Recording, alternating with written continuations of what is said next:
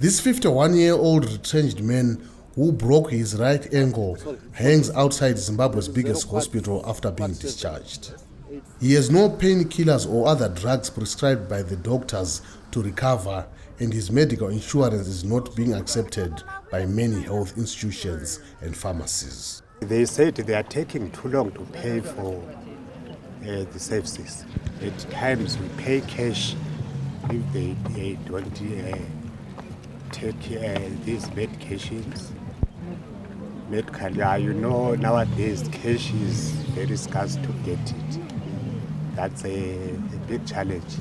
It is people like Mbambo that Zimbabwe's Association of Healthcare Funders say have stopped seeking medical treatment as cost of health services has gone beyond them, even with medical insurance.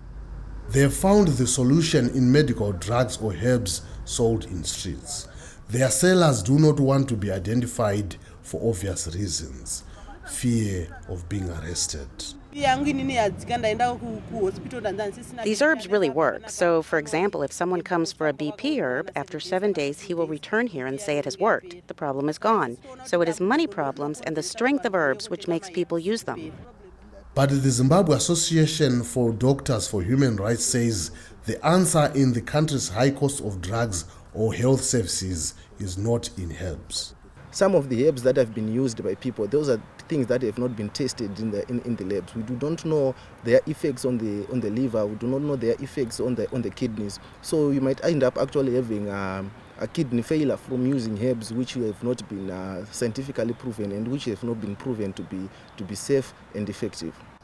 The rights group wants President Emmerson Mnangagwa's government to increase its spending on health so ordinary citizens can access it.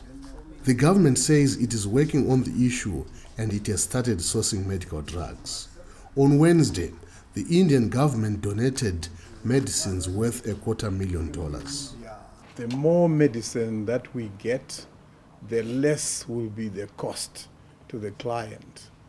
So we are working on a plan to make sure that we fill up our warehouses, we fill up our pharmacies, to the brim. And we shall then be able to also supply, through that same mechanism, the private pharmacies. They will have to reduce their prices. And then we will end up with more patients arriving at the institutions. That will be good news for people like Nkulile Mbambo, who cannot get the medication needed to make a full and fast recovery. Columbus Mavhunga for VOA News, Harare.